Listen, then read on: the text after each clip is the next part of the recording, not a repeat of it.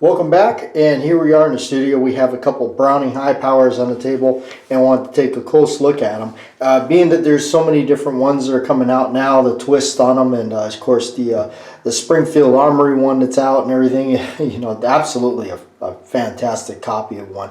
But then again, you know, looking back, there's so many people that made them. It's very interesting history. Being a 1911 guy myself, you can't help but just fall in love with the Browning high power. Now these here particular ones are made in Belgium. You can see right there, made in Belgium. Right there, the Browning Arms Company. And these have the T prefix serial numbers with that ring hammer right there. That's a gorgeous thing, isn't it? Can never get enough of that. And then, of course, moving on down to the grips, you see the red back on the grips. You can see in there. And that's these are all little collectible terms and stuff like that on these things that people just love and go crazy over. But hopefully you can see. Not sure how well the video will do justice to the gorgeous finish on these things. They are just a thing of beauty. Really are. When I first laid eyes before I got my grubby hands on some, when I laid eyes on a Browning high power, this is the one that I saw. Not this exact high power in my hands, but one just like it with this whole setup, you know, old school sights and everything. And yeah, that's it. So I became really just obsessed, and of course back when I was on the island, I tried to hit up a guy that had one just like him for sale, and of course that didn't go over very well because the price was just way out of my league. But you know, here's another one here.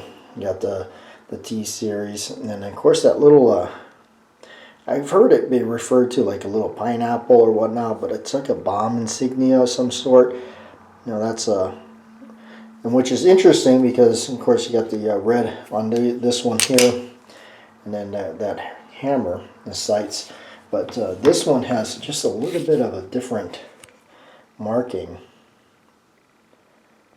So kind of interesting. It kind of makes these two slightly different. Of course, the same serial number, but I've also got the original magazine for one of them. That's kind of that Parkerized magazine. You always can tell too that you know, it's got the magazine disconnect in it, so you have to put the magazine in to fire it. And then some people just absolutely curse that. I don't mind it so much. I don't really. I'm not going to go and remove it or anything. But you see this mark right here on the magazine. That's actually where the shoe of the disconnector rubs against the magazine and it hits there. Even on this aftermarket stainless one, you can still see some scrapes there. So actually, let's take one down and show you kind of how a high power works. So lock it back, and we're going to put it into that notch right there, pushing on that, taking the slide down there. That kind of gets us into the inside of this thing. Now you notice I always say if you're taking these things down, especially these older ones, look at and see the way that spring is set up, so you know how it comes out.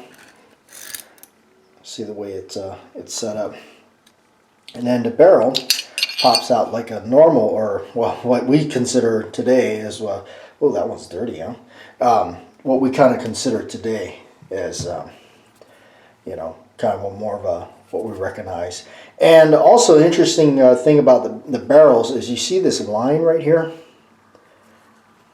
That is actually where the barrel's put together, because the way they made these, they didn't want to start with this much metal here and turn it down to this, so they actually made the barrel in two pieces by putting them together there. Sounds crazy, but they've held up for how many years and not had any problems with it. So the interesting thing about the way the high power works is, see this bar right here on the slide. That bar tilts. You can see it tilting. See how it tilts up and down? that back end right there. So what that does is in the frame, when I pull the trigger, that comes up. And what that does is it pushes onto the bar here, which causes the bar to tilt, do a little teeter-totter action there, and then run into the sear here.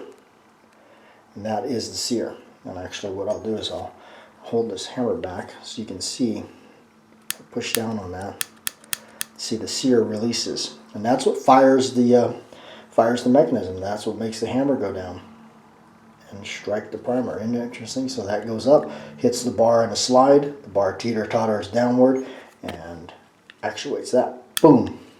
So in a way, very interesting, very different design going around. And so Browning, in a way, John Browning kind of starting over. Of course, he wasn't the one that completed the gun. This was kind of what the French Army required, 9mm, at least 14 rounds or 13 rounds or whatever it is. And so out comes the high power. Really, the last major pistol design that John Browning had a major hand in. The other fella that finished it out, I believe I'm going to butcher his name, Dion Sauvé or something. But you know, he kind of finished it up. But yeah, otherwise known as the P35 because it was officially adopted in 1935. So yeah, very 1911-ish, if you will, but also very just kind of really cool, regular old Browning stuff. And you gotta love high power. I do, as you can probably tell. Thanks for watching.